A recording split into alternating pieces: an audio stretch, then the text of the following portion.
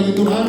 Haleluya, puji Tuhan. Silakan duduk Bapak Ibu teman-teman semua. Terima kasih buat tim musik yang luar biasa ya, dan Bapak Ibu semua juga yang luar biasa, karena sore hari ini Bapak Ibu Saudara menerobos ya hujan yang lebat di kota Jakarta, dan puji Tuhan tidak ada alasan untuk kita tidak datang memuji Tuhan. Amin. Karena ada payung ya, karena ada angkot, karena ada Grab, karena ada kereta dan sebagainya, dan kita boleh tiba di tempat ini, dan kita melihat bahwa hujan juga berbicara mengenai berkat Tuhan. Amin. Katakan kiri kanan, engkau sedang berjalan di dalam berkat Tuhan. Engkau sedang berjalan di dalam berkat Tuhan. Ya, tema hari ini ya, yaitu berjalan dalam berkat Tuhan. Amin. Sama-sama kita katakan, berjalan dalam berkat Tuhan. Berjalan dalam berkat Tuhan. Next, kita lihat slide-nya ya. Berseliweran di Instagram saya ya, curhatan di bulan Juli. Saya nggak tahu di Instagram teman-teman Bapak Ibu muncul nggak ya. Biaya daftar ulang sekolah, biaya daftar sekolah, uang kegiatan, uang buku, uang seragam, bahkan ini lagi liburan ya, buat anak-anak SMP, SD, SMA, uang liburan juga ya. Belum lagi jajannya di tengah-tengah liburan ya. Belum lagi mungkin juga ini di bulan-bulan orang lagi pada menikah ya. Jadi bayangkan kalau di sebulan itu tiap Sabtu ya, undangan mesti dipersiapkan berapa tuh Michael ya?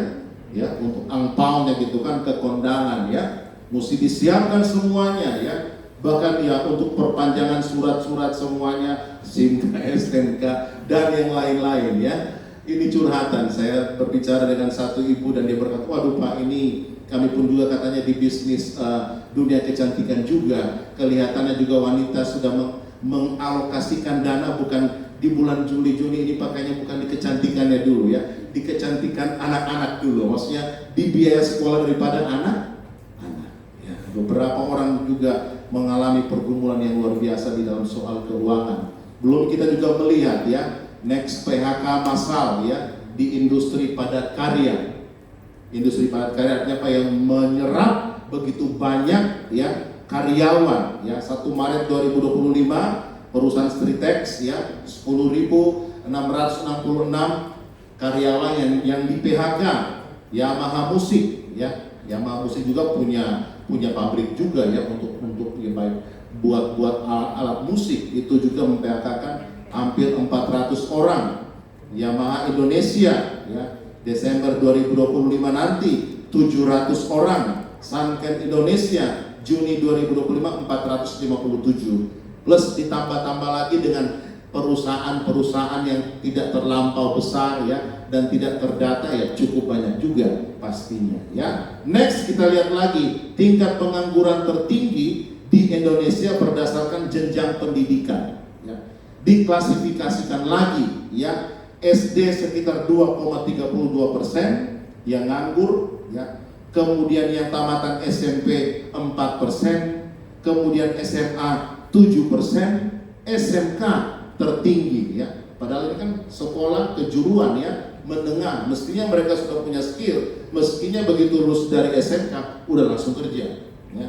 Itu ada di posisi 9,1%. Kemudian D1 sampai D3 4% ya.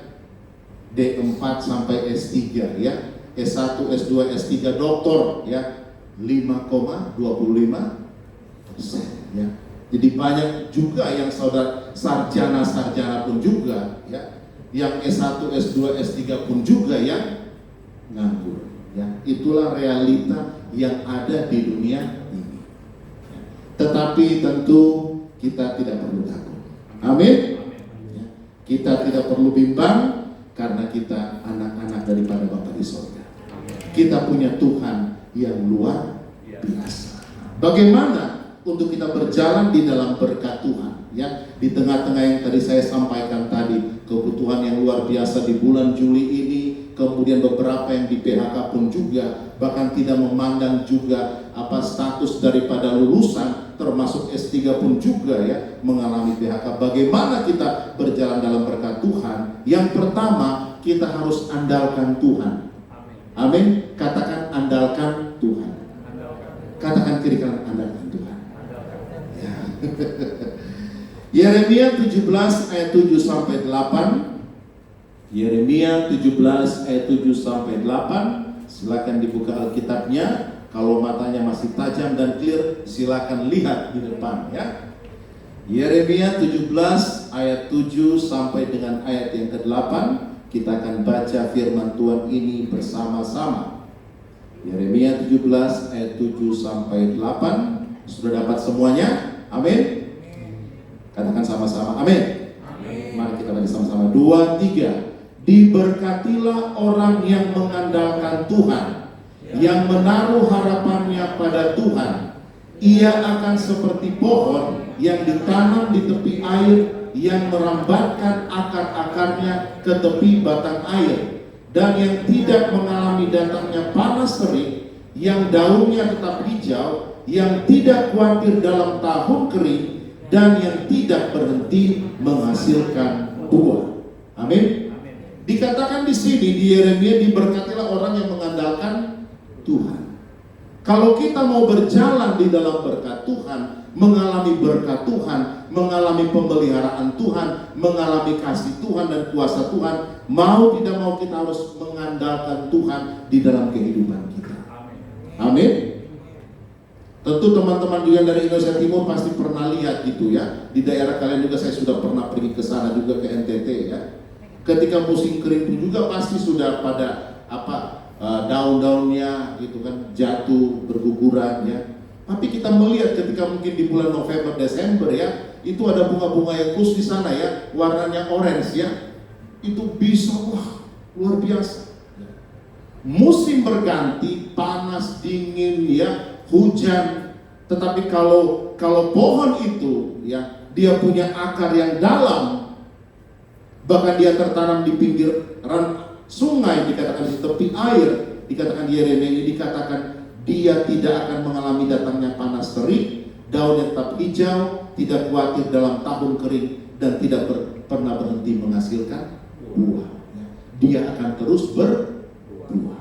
Kalau kita pernah melihat pohon yang seperti itu, Bapak Ibu Saudara, kita melihat kok masih ada ya, kok buahnya diambil, kok daunnya juga jatuh, kok tumbuh daun yang baru ya, kok muncul lagi ya buahnya gitu kan, kok tambah besar ya, kok kita nikmati ya.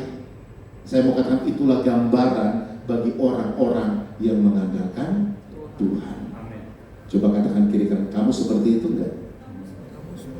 Ya. Yes, amin. Ya. Kalau kita boleh ada di tempat ini, saya mau katakan ini bukti juga kita sedang berjalan di dalam berkat Tuhan. Tuhan masih berikan berkatnya buat kita untuk kita bayar Grab, untuk kita bayar angkot ke tempat ini. Amin. Kita masih boleh makan, kita masih boleh kuliah, kita masih boleh bekerja, kita bahkan masih boleh memberi persembahan. Ini bukti bahwa Tuhan itu pelihara kita.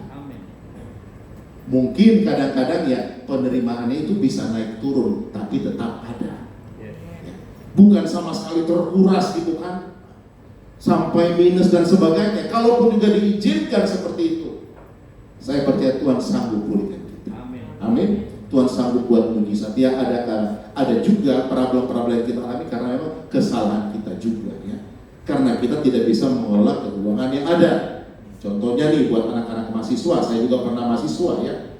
Jangan kiriman yang datang ya untuk 1 bulan, baru 1 hari 2 hari seminggu sudah langsung tiba-tiba langsung kering. Ya, jangan, harus dikelola ya.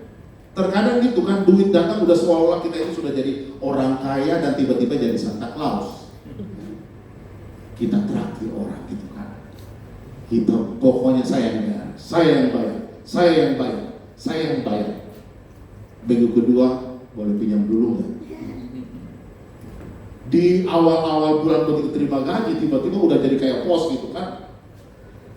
Di pertengahan sampai akhir kok tiba-tiba kenapa bisa jadi seperti orang jatuh miskin? Karena kesalahan kita di dalam mengelola keuangan. Maksud itu mari pandai-pandailah ya, kelola keuangan yang ada.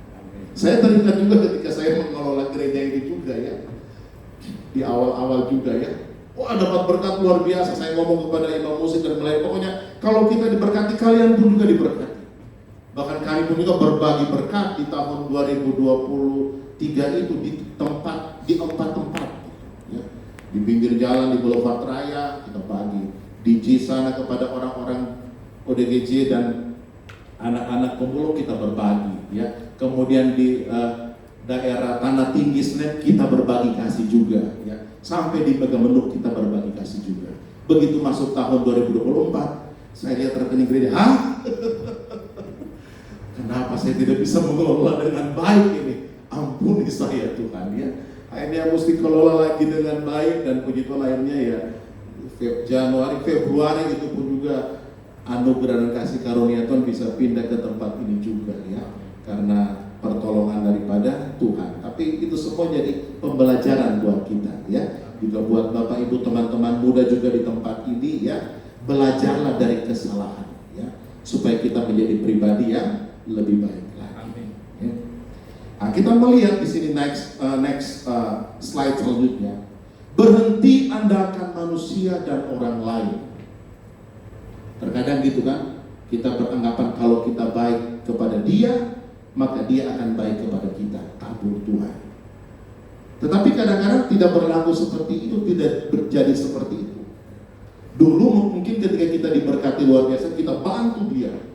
Begitu sekarang kita di posisi lagi susah dan dia lagi naik, kita berharap dia bisa tolong dan bantu kita juga. Ternyata kita tidak menemukan hal tersebut. Mungkin dia lupa kita. Tapi lewat itu kita belajar kembali lagi. Kita harus mengandalkan Tuhan. Amin. Bukan mengandalkan manusia, bukan mengandalkan teman. Saya pun juga seperti itu. Ada teman yang berkata, pokoknya Bapak Pendeta kan urus aja pendeta gitu, urus aja gereja gitu kan. Pokoknya urusan gereja itu tanggung jawab saya. Sebagai seorang pengusaha, saya akan support Bapak. Luar biasa juga ya. Saya bilang teman yang seperti ini ya, yang kalimat-kalimat seperti ini yang saya tunggu gitu kan. Kalimatnya dilontarkan seperti itu. Pokoknya Pak Pendeta saya support Pak Pendeta. Pak Pendeta fokus aja di gereja gitu kan. Saya tunggu-tunggulah support dia gitu kan. Mohon maaf saya kirim juga ya, namanya teman gitu kan. Kalau rindu menabur, bisa menabur. Silakan gitu kan. Karena sudah mengeluarkan perkataan. Ternyata saya tunggu-tunggu ya, tidak muncul juga gitu kan.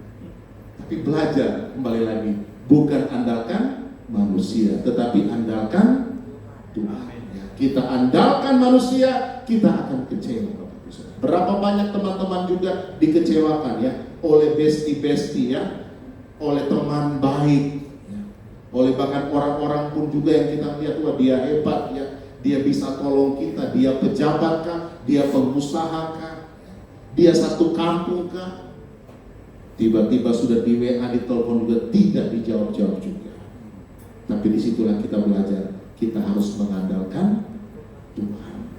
Kadang-kadang itu kita juga nggak kejar-kejar, kita juga nggak berharap, kita hanya berharap kepada Tuhan. Tiba-tiba orang-orang yang lain Tuhan bisa gerakan untuk membantu kita. Berhenti andalkan kekuatan sendiri. Berhenti andalkan kekuatan sendiri. Kita bersyukur tentunya ya buat kekuatan, kepandaian, potensi yang Tuhan berikan buat kita. Tetapi jangan sampai kita bertumpu kepada kekuatan kita, tetapi kita harus bertumpu kepada kekuatan daripada Tuhan. Karena kita terbatas manusia, sedangkan Tuhan tidak terbatas. Saya aja mau ketemu teman saya dokter, boleh nggak ketemu? Aduh, kami dua-dua lagi sakit nih. Ketika saudara menjadi dokter bukan berarti saudara sehat seterusnya, ya. Saudara kebal terhadap segala virus dan sebagainya. Dokter pun juga mengandalkan Tuhan. Ya. Bahkan ketika kasus-kasus yang dokter pun juga sudah angkat tangan, ya. Dokter hanya berkata, kita andalkan Tuhan, kita serahkan kepada Tuhan. Amin. Jadi mari, kalau kita rindu berjalan di dalam berkat Tuhan, berhentilah untuk mengandalkan kekuatan kita, tetapi beralih kepada kekuatan, kepada hikmat yang daripada kita melihat pertolongan Tuhan. Amin. Engkau yang kuliah, kuliahlah dengan baik. Kerjakanlah tes juga dengan baik. Engkau yang bekerja pun juga bekerjalah dengan baik, ya. Dan andalkanlah Tuhan dan percaya akan pertolongan Tuhan di dalam kehidupan. Berhenti, apalagi sih, punya sikap hati yang jauh daripada Tuhan.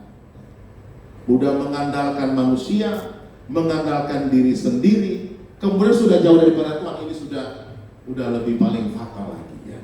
Paling fatal lagi. Karena apa? Firman Tuhan juga berkata, terkutuklah, ya, setiap orang yang mengandalkan manusia, mengandalkan kekuatannya sendiri.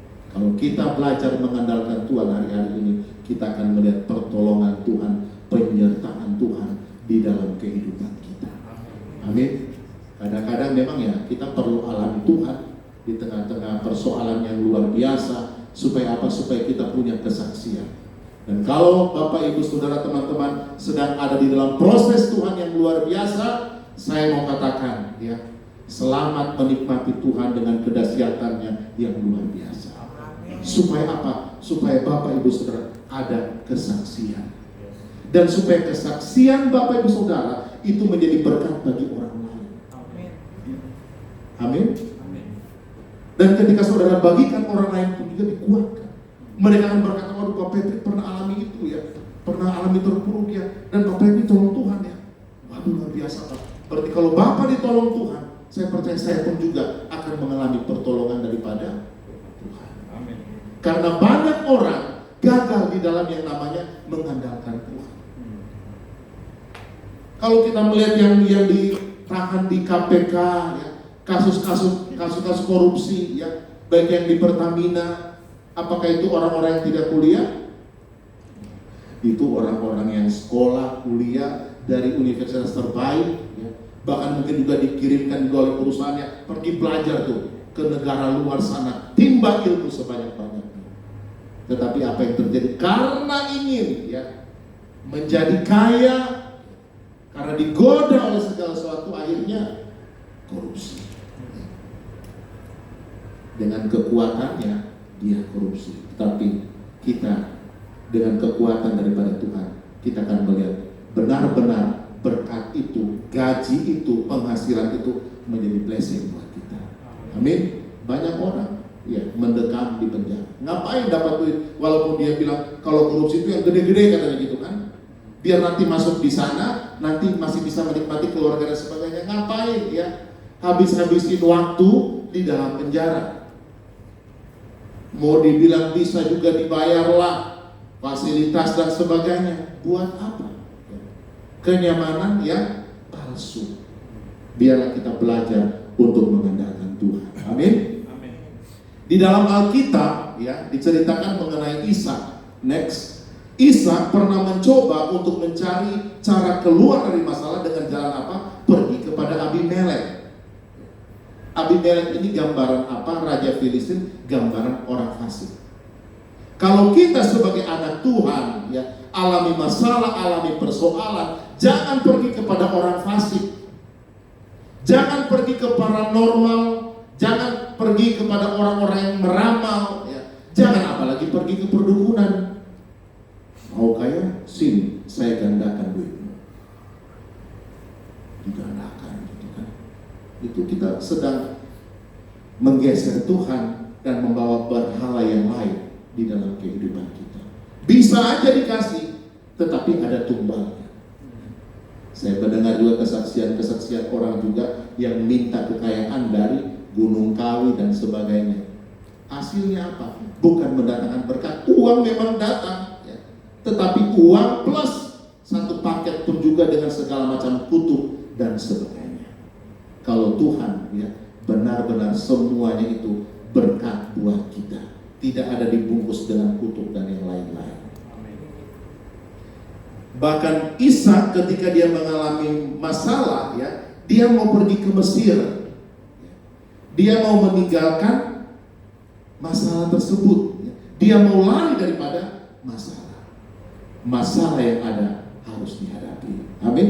Katakan lagi kiri kanan, masalah yang ada harus dihadapi. Jangan kabur.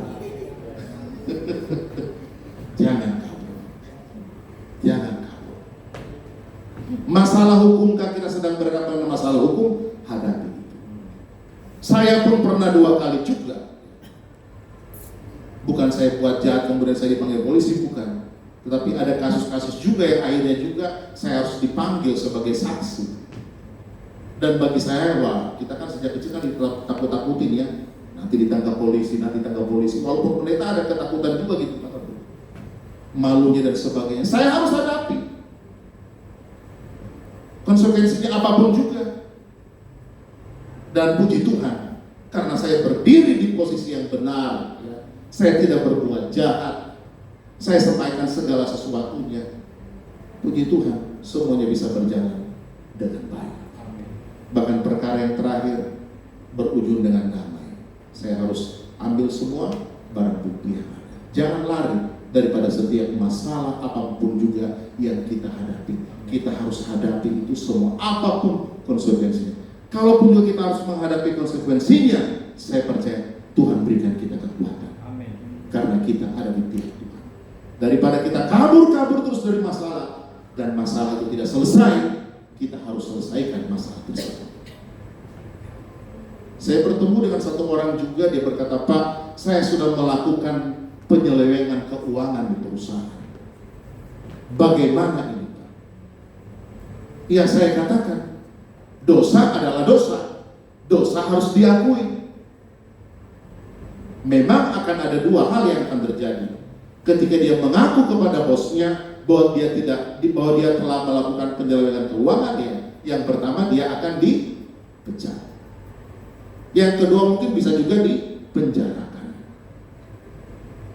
Tapi saya katakan, saya bimbing dia. Yang pertama kita harus dulu, kita pribadi dengan Tuhan, ampuni saya Tuhan. Kalau saya sudah pakai uang perusahaan, kalau saya sudah bersalah, saya tahu ini tidak benar, ampuni saya Tuhan. Bereskan dulu dengan Tuhan. Dan setelah itu, setelah menerima pengampunan daripada Tuhan, datangi bos. Apapun konsekuensinya, saya percaya kamu akan diberikan kekuatan oleh Tuhan. Dan apa yang terjadi Bapak Ibu Saudara, ketika dia minta ampun kepada Tuhan dan dia datang kepada bosnya, karena uang itu mestinya langsung masuk ke rekening perusahaan di dia, sehingga bosnya cari, kok ini duit kok belum masuk. Ternyata dia sudah pakai untuk kebutuhan. Akhirnya dia terbuka kepada bosnya, mohon maaf bos, uang yang ada itu sudah saya pakai karena ada kebutuhan yang lain-lain.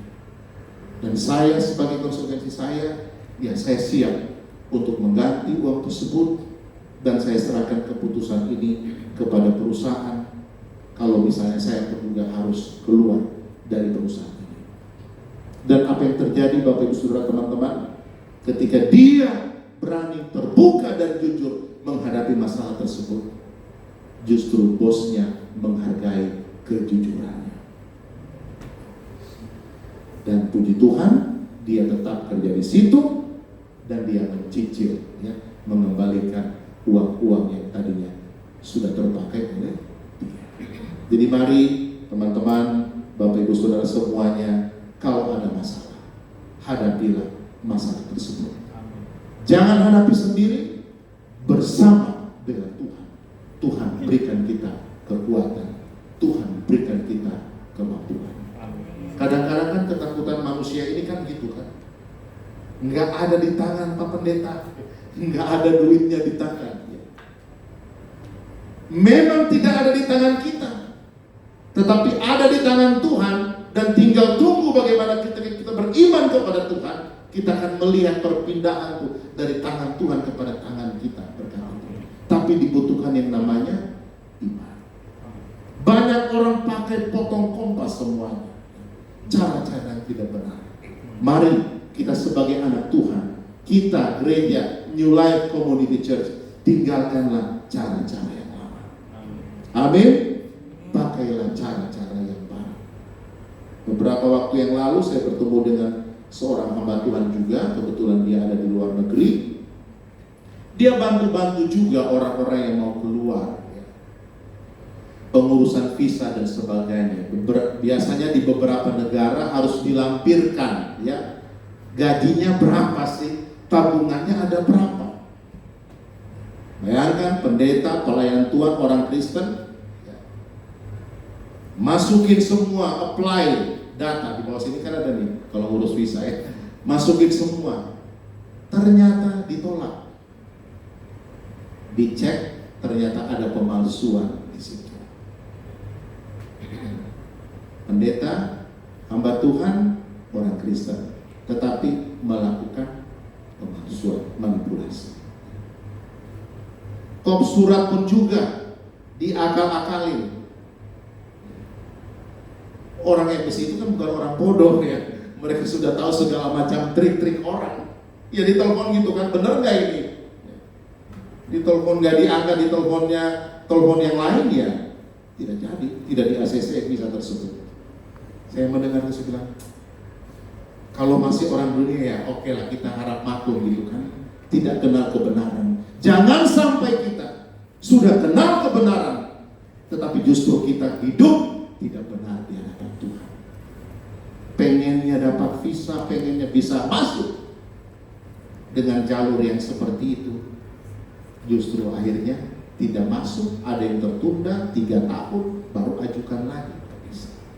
Mari Bapak Ibu Saudara ya, biarlah cara-cara yang lama kita tinggalkan, kita pakai cara-cara yang baru. Yang kedua, bagaimana kita berjalan dalam berkat Tuhan? Sama-sama kita baca, dengarkan suara Tuhan. Sama-sama sekali kita baca, dengarkan suara Tuhan. Ya, bukan suara tetangga. Ya. Kalau suara tetangga pun juga itu suara Tuhan, ya kita harus dengar juga ya. Suara Tuhan seperti suara gembala. Kita bisa kenali melalui pembacaan firman Tuhan. Di Alkitab digambarkan bahwa Tuhan itu adalah gembala dan kita domba-dombanya. Dan uniknya, luar biasanya, domba itu punya kekhususan ya. Telinganya itu sangat peka. Suara gembalanya dia udah bisa tandain, ini suara gembala saya nih. Kalau pencuri ya mau datang ke kandang domba tersebut, kemudian mungkin dia bersiul-kah, dia panggil domba, ayo domba-domba keluar. Itu dombanya bisa kenali. Kayaknya ini bukan suara gembala saya nih. Ya. Ini suara pencuri, ini nggak akan bergerak tuh domba tersebut. Ya. Salah satu kepekaan domba yaitu mendengar suara gembalanya. Bagaimana dengan kita, jemaat New Life Community Church? Bagaimana telinga rohani kita? Apakah telinga rohani kita tajam untuk mendengar suara Tuhan? Cara mempertajam telinga rohani kita, mau tidak mau, kita harus baca Alkitab. Katakan kiri kanan, baca Alkitab. Install, masukin firman Tuhan di dalam pikiran kita, di dalam memori kita, Bapak Ibu Saudara. Supaya ketika ada suara-suara yang lain, yang bukan firman Tuhan, yang bukan suara Tuhan, langsung bisa kedeteksi. Ini kayaknya suara setan gitu kan. Gua lagi ada masalah dengan istri, dengan suami, kok ini ada suara cerai aja. Itu suara setan. Tuhan benci perceraian. Suara Roh Kudus kan berkata, tetap tahan, tetap kuat, tetap setia. Itu suara Tuhan. Suara setan, ketika lagi kesempatan, kayaknya gua malah kurang duit nih. Ini ada duit nih, kayaknya gak ada yang tahu juga. Saya korupsi aja gitu kan, tinggal aja buat pembukuan yang lain-lain gitu. Itu suara setan, usir dalam nama Yesus. Suara Roh Kudus berkata, jangan anakku, percaya, aku pelihara kamu gak bakalan kelaparan. Dengarkan suara itu suara Roh Kudus. Amin. Anak-anak muda nih, mahasiswa ya, para penghuni kos-kosan, suara setan berkata, bawa saja pasanganmu itu, pacarmu ke kamarmu, tidur dengan dia. Itu suara kurang kencang. Suara apa anak muda? Suara setan. Amin. Kita disuruh Tuhan datang ke sekolah, datang kuliah ya, bukan datang melakukan hal-hal yang tidak berkenan di hadapan Tuhan. Kalau suara itu datang, kita harus datang. Kita harus selesaikan tugas kita di Jakarta ini. Buat teman-teman, saya harus selesai kuliah, saya harus selesai, dan saya harus diwisuda supaya benar-benar saya bisa berkarya. Jangan putuskan kuliahmu dengan hanya karena suara-suara setan. Bersyukur teman-teman mahasiswa ya, kalian datang sore hari di tempat ini, berarti saudara mendengarkan suara gembala. Bahkan saya juga sebagai gembala ya, saya cari nih domba-dombaku nih ya, sampai ke lorong-lorong Cikini ya, benar ya. Karena saya sayang kalian ya, karena Tuhan sayang kalian ya. Minggu lalu saya juga ke Cibinong juga, puji Tuhan ya, bertemu dengan domba-domba di Cibinong juga. Tidak ada sukacita yang luar biasa bagi saya selain bertemu dengan teman-teman. Amin. Kalau orang lain mungkin bilang habisin waktu lah, habisin duit lah, nggak ada ya. Di dalam Tuhan kita tidak sedang berkalkulasi ya. Kalkulator kita sudah hancur semuanya ya. Ini beberapa orang yang saya sudah kunjungi semua ya, yang di Penggilingan lah gitu kan, yang di Cikini lah ya, yang di Cibinong lah ya, kemarin juga di Pondok Indah juga ya bro ya. Yang di Pasar Rumput lah gitu kan. Kenapa saya bisa ke situ dan bertemu dengan saudara? Hanya satu alasan saja, karena Tuhan mengasihi saudara. Amin. Dan Tuhan mau bawa kita, tuntun kita untuk berjalan di dalam rencananya yang luar biasa. Bersyukurlah Bapak Ibu jemaat Tuhan, kalau saya masih bisa datang ke rumah dan ke kontrakan, ke kos-kosan Bapak Ibu Saudara. Amin. Banyak jemaat mungkin kalau sudah remote agak sulit juga ya, mungkin bisa juga dengan ponsel yang ada, tetapi ini satu anugerah juga ya yang Tuhan berikan buat kita. Suara iblis seperti suara orang asing, suara yang berbeda dari yang kita kenali, suara yang tidak sesuai dengan firman Tuhan, itulah suara iblis. Dan puji Tuhan, Ishak mengenali suara Tuhan yang mengingatkan dia akan janji Tuhan kepada Abraham bapaknya. Next kita lihat ya. Ishak ketika dia mau ke Abimelek, ketika dia mau berencana ke Mesir, dia dengar suara Tuhan ya.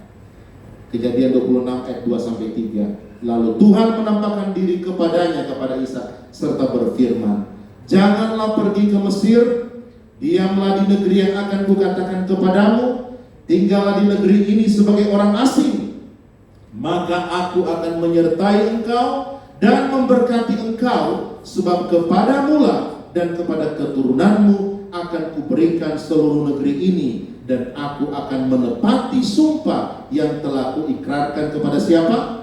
Abraham ayahmu. Ayah daripada Ishak siapa? Abraham. Biasa kan di sini kita semua, kita punya orang tua yang senantiasa ngomong gitu kan, anakku kalau kau pergi merantau ke Jakarta, ingatlah Tuhan, bacalah Alkitab, pergilah ke gereja. Itulah suara Tuhan melalui orang tua kita. Dan puji Tuhan, karena janji itu sudah selalu ngomongin oleh Abraham kepada Ishak. Ishak ya, Tuhan sudah kasih nih tanah ini buat kita, tanah Kanaan ya. Kita akan diberkati di sini, kita akan beranak cucu di sini. Dan ternyata apa yang didengar oleh Ishak ketika Tuhan berbicara kepada dia, dia kenali ini suara Tuhan. Karena Tuhan sudah pernah berjanji kepada ayah saya, berarti saya harus tetap tinggal di sini. Amin. Ishak tidak jadi pergi ke Mesir ya. Ishak tidak jadi juga pergi kepada Abimelek, karena kalau kita lihat ayat-ayat selanjutnya di dalam Kejadian pasal 26, ternyata Abimelek ini di mana Ishak pergi gali sumur, diambil lagi. Gali sumur lagi, diambil lagi. Ternyata ini orang jahat. Hati-hati Bapak Ibu teman-teman semua, di dalam pertemanan, di dalam bisnis, kenalilah ya. Kalau dia sudah, kita udah mungkin ada sinyal-sinyal Bapak Ibu yang peka gitu kan, kayaknya orang gak benar ya. Kalau sudah tahu orang itu gak benar, jangan join bisnis dengan dia, karena kita kan sudah tahu endingnya seperti apa. Amin. Saudara pasti punya kepekaan masing-masing yang Roh Kudus taruh gitu kan. Kayaknya orang ini gak benar, manggil-manggil besti bro, tapi kayaknya ya traktir kayaknya ini aromanya ini kayaknya ada aroma setan gitu kan ya. Ini kayaknya ada aroma serigala nih ya, kayaknya ini ada aroma ular ya. Kalau sudah tahu aroma-aroma tersebut ya, mendingan segera ya pamit gitu kan, mendingan segera sudah ya, jaga jarak ya. Takutnya nggak enak ya. Benar sih dia kasih duit gitu kan, benar sih dia perhatikan, Tapi cek dulu duit dari mana itu. Jangan sampai nanti dia kasih, ternyata dia hanya mau memanfaatkan kita. Karena apa? Kita jadi nggak enak kepada dia sering kasih duit kita, dia sering kasih traktir kita. Akhirnya kita dipakai oleh dia. Untuk apa? Bisa aja nih anak-anak muda ya, untuk narkoba. Titip dulu dong tas ini, bawa dulu dong ini ya, titip terigu ya, bawain ke sana ke rumah tante saya. Namanya terigu ya. Begitu ditangkap polisi sudah sabu-sabu narkoba dan yang lain-lain, karena merasa tidak enak. Jadi mari ya, suara iblis apa? Next, memperdaya. Suara iblis apa? Melemahkan iman. Adakah suara-suara itu kita dengar di bulan Juli ini? Memperdaya kita, membuat kita malas untuk tidak ke gereja. Usir kata-kata tersebut ya, usir suara-suara tersebut, kalahkan suara-suara tersebut, dan dengarkan suara Tuhan dan berkata, Tuhan, aku mau menjadi anak-anak yang dengar-dengaran kepadamu. Suara iblis apa? Menakut-nakuti kita. Lawan suara tersebut. Suara Tuhan itu memberikan kekuatan buat kita. Kita ke gereja di tempat ini tidak ditakut-takuti. Saya nggak pernah ngomong kalau saudara nggak datang ke gereja, saudara akan terkapar di rumah sakit. Benar sekali ya. Itu memberitakan firman Tuhan dengan apa? Ada intimidasi di dalamnya gitu kan. Kalau kamu tidak ke gereja, kuliahmu akan putus di tengah jalan. Waduh, benar sekali ya. Kalau kamu tidak ke gereja gitu kan, nanti usahamu akan bangkrut. Itu artinya apa? Mengajar orang untuk hidup dalam kebenaran tapi pakai intimidasi ya. Itu bukan kebenaran ya. Tetapi Tuhan mau kita dari kerelaan hati kita mau taat melakukan apa menjadi kehendak Tuhan. Suara iblis apa? Memanipulasi. Suara iblis apa? Menggoda dan menjatuhkan. Suara iblis, hati-hati juga nih ya, memuji tetapi untuk menjatuhkan. Waspadalah terhadap setiap pujian-pujian yang ada. Kalau ya terus dipuji, diangkat ya, takutnya dia lepas gitu kan, dia menjatuhkan kita ya. Oleh itu waspadalah ya, berjaga-jagalah terhadap setiap pujian yang ada.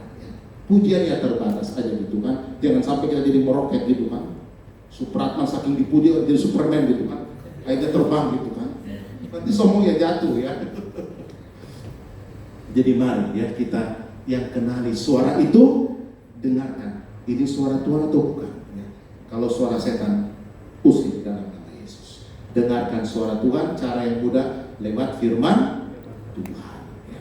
Ada orang begitu, pokoknya sebentar Pak, saya mau di kamar dulu, saya mau dengar suara Tuhan. 30 menit, sejam, kayaknya belum ada nih gitu kan. Mana nih suara Tuhan? Hai Supratman, hari ini berangkatlah gitu kan, pergilah bekerja. Ya bekerja kan sudah sesuatu yang natural gitu kan, nggak perlu tanya suara Tuhan lagi. Apakah hari ini Tuhan saya akan pergi kuliah? Pergilah anakku Delmi ke kuliah, kejarlah dosen-dosenmu gitu kan, supaya skripsimu selesai. Itu kan nggak perlu tanya suara Tuhan kalau seperti itu kan ya. Kalau kuliah sudah normal ya, apalagi ke gereja juga ya. Jangan sok-sok rohani gitu kan, Tuhan apakah hari ini aku harus ke gereja atau tidak Tuhan? Tuhan akan bilang, anakku tidak usah tanya lagi itu ya. Jangan cuma karena alasanmu aja ya. Takut nanti kita bertanya gitu yang jawab setan.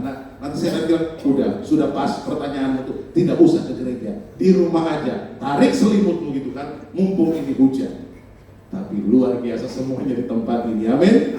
Kita dengar suara Tuhan, karena saya percaya suara Tuhan memberikan kekuatan buat kita. Dan yang terakhir, kalau kita sudah dengar suara Tuhan, kita harus melakukan apa yang Tuhan perintahkan.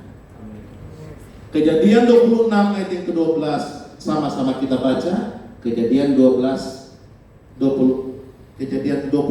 ayat yang ke-12, 2, 3. Maka menaburlah Ishak di tanah itu, dan dalam tahun itu juga ia mendapat hasil 100 kali lipat, sebab ia diberkati Tuhan. Amin. Bukan tiba-tiba dia kejatuhan emas berkat, tidak. Ada bagian Ishak ketika dia bertahan di tanah tersebut, di tengah-tengah kelaparan, dan dia mulai apa? Dikatakan dia mulai menabur, dia mulai bercocok tanam di situ. Dia mulai nabur, dia nabur. Mungkin suasananya mungkin keringkah, gersangkan, tapi dia hanya belajar taat. Ini Tuhan yang suruh maju nih gitu kan. Kadang-kadang nggak mungkin nih, oh ini kayaknya belum turun hujan nih gitu kan. Tapi karena dia taat, dia mau maju, dia mau menabur, Tuhan yang turunkan hujan dan memberkati dia. Ya sama juga kalau ada yang di kuliner gitu kan. Kita masak, kita jual, kita masak, kok kayaknya pembeli nggak ada. Tapi karena kita taat terus konsisten melakukannya, Tuhan yang kirim, amin, pelanggan-pelanggan kepada kita di dalam usaha dan pekerjaan kita. Yang penting dari kitanya sudah mulai ada langkah pertama, langkah kedua, langkah ketiga. Kalau Bapak disuruh bertanya orang-orang sukses semuanya, kesimpulannya seperti itu. Melangkah, just do it. Lakukan saja, kerjakan saja, maka pasti akan berhasil. Ya. Ishak bekerja, next. Ya. Ishak menabur, bercocok tanam, bukan cuma menabur, ternyata banyak nih bisnis-bisnisnya Ishak nih ya. Ishak pun juga beternak, ada kambing, ada domba, ada lembu sapi. Ya. Kalau misalnya yang nanti lulus dan Tuhan kayaknya taruh di hati, kembali ke Nusa Tenggara Timur, pelihara sapi kah di sana, pelihara kuda kah di sana, jangan anggap rendah itu. Ya. Karena ketika engkau pulang ke sana, engkau akan bawa strategi yang baru. Bukan lagi hanya biasa-biasa jadi peternak biasa, tapi biasa ya Anda ya. Udah peternakannya udah skala yang luar biasa. Ya. Nggak tahu pakai AI kah? Mau kasih makan yang mau pakai drone kah? Ya. Yang penting sudah pelajari ilmunya di sini gitu kan. Sehingga ketika Yander menginjakan kaki di NTT gitu kan, dia lihat ini tanah ini cocok nih gitu kan. Beternak sapi saya di sini. Ini cocok nih gitu kan, kayaknya kualitas tumbuhan apa nih yang cocok nih di wilayah Indonesia Timur nih, tanam di situ yang terbaik. Jangan pernah anggap sepele dunia pertanian, ya, dunia peternakan. Saya sudah pulang dari Bali, orang-orang di sana kaya-kaya, yang beternak babi kaya juga. Sekarang harga babi 1 kilo berapa nih yang bagian ya, di kuliner mahal kan? Itu panen juga mereka yang peternak babi. Jangan anggap remeh orang yang perikanan. Itu ikan-ikan yang mahal yang di restoran di bawah sini yang mahal-mahal itu harganya juga luar biasa juga. Jangan anggap remeh juga di bidang pertanian. Saya bertemu juga dengan petani kebun anggur di sana. Wah, diberkati Tuhan luar biasa. Tapi mereka pun juga tentu sudah dapat ilmunya dulu teman-teman mahasiswa. Ya. Sehingga dengan ilmu dan hikmah yang Tuhan berikan, mereka kembangkan pertanian, perikanan, ya, peternakan dengan hikmat yang daripada Tuhan dan mereka berhasil. Saya berdoa, ya, 2-3 tahun ke depan, ya, ketika kalian pun juga lulus, kalian berkarya, kalian akan menjadi pengusaha-pengusaha yang luar biasa. Amin. Tinggal saya tunggu reportnya. Pak, boleh datang ke Nusa Tenggara Timur, puji Tuhan ini, babi saya tambah banyak. Oh, haleluya. Kayaknya kita mesti makan seli ini gitu kan. Kayaknya kuda juga sudah makin banyak gitu kan, mengalahkan Sumba dan yang lain-lain. Datang Pak ke sini. Wow, luar biasa. Dan yang terakhir, Ishak juga bekerja, dia menggali sumur, mencari air ya. Kayaknya cocok ini apa? Ishak juga di NTT ya, sumber air so dekat ya. Ishak ini gali air luar biasa. Ya. Digeser lagi di sana dia gali air, dapat air lagi ya. Digeser lagi ke sana dia pasang apa itu sumur bor gitu kan, muncrat lagi air gitu kan. Artinya kemanapun Ishak pergi dan bekerja senantiasa diberkati oleh Tuhan. Kalau ada engkau di tempat ini yang usahamu direbutkan oleh orang ya, engkau mungkin dibuat jahat oleh orang, percayalah. Ya. Bukan berbicara tempatnya, tetapi berbicara kitanya. Amin. Ketika engkau digeser kayaknya waktu tempat kering. Tapi kalau engkau ada di situ menjadi tempat yang diberkati oleh Tuhan. Engkau ditaruh kah di lorong-lorong kah, di tempat sempit kah, ya, di pojokan kah. Kalau Tuhan ada di situ, Tuhan sanggup memberkati engkau. Amin. Karena kita mengandalkan Tuhan. Jadi mari ya, Tuhan mau di bulan Juli ini kita boleh bersama-sama berjalan ya dalam berkat Tuhan. Dengan apa? Yang pertama, andalkan Tuhan. Next selanjutnya, andalkan Tuhan. Next lagi. Yang kedua apa? Dengarkan suara Tuhan. Dan yang ketiga, lakukan apa yang Tuhan perintahkan. Dan saya percaya perjalanan kita akan senantiasa diberkati oleh Tuhan. Kita bangkit berdiri bersama-sama. Saya undang teman-teman musik dan kita akan masuk di dalam perjamuan kudus sore hari ini. Terima kasih.